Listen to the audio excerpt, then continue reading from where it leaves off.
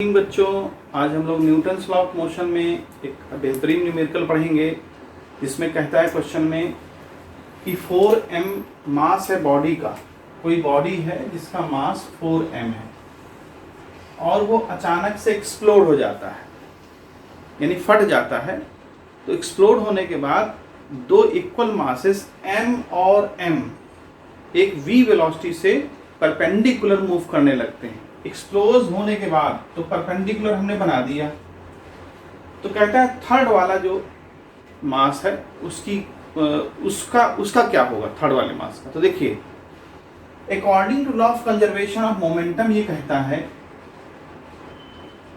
According to law of conservation of momentum ये बताता है कि अगर कहीं कोई एक्सटर्नल फोर्स अप्लाई नहीं हो रहा है तो बॉडी का मोमेंटम हमेशा कंजर्व रहेगा, कांस्टेंट रहेगा। यानी कि उसका जो एक्सप्लोजन होने के पहले का मोमेंटम और एक्सप्लोजन होने के बाद का मोमेंटम, ठीक है, ये बात क्लियर हो गई।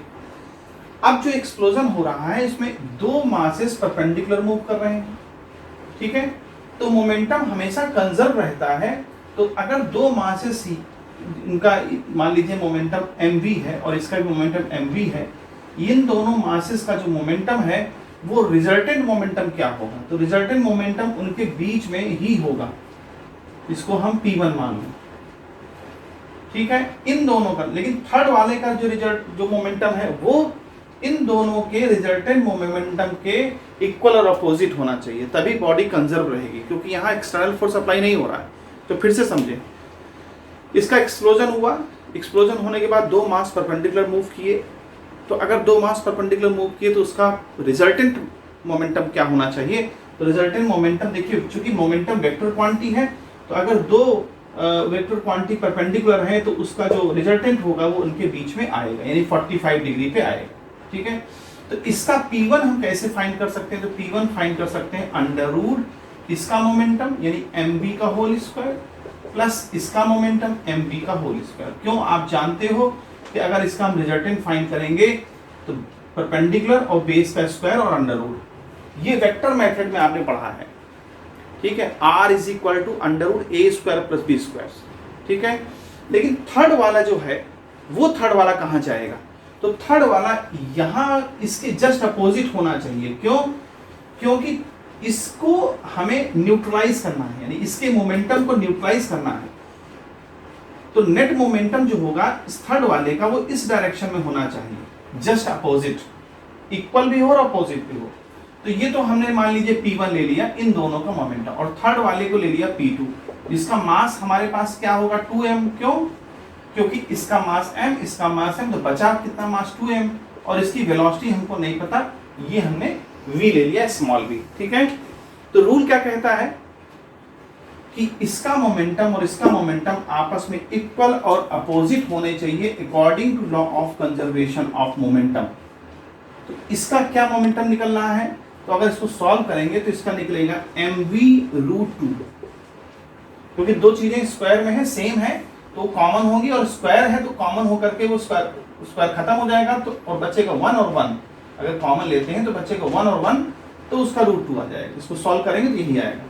P2 की वैल्यू क्या है, तो P2 की वैल्यू है 2m इंटू v। यहां से हम v की वैल्यू फाइंड कर सकते हैं, m से m कैंसिल हो गया, तो हमारे पास v की वैल्यू क्या आएगी, रूट 2v अपॉन 2, ठीक है। ये हमारी v की वैल्यू आ गई। अब इसका वेलोसिटी हमको मालूम चल गई, ठीक है। तो अब कहता है क्वेश्चन में कि टोटल काइनेटिक एनर्जी क्या होगी। देखिए, एक्सप्लोजन होने के पहले तो काइनेटिक एनर्जी थी ही नहीं, एक्सप्लोजन होने के बाद काइनेटिक एनर्जी बनी, तो काइनेटिक एनर्जी का फार्मूला लगा दीजिए।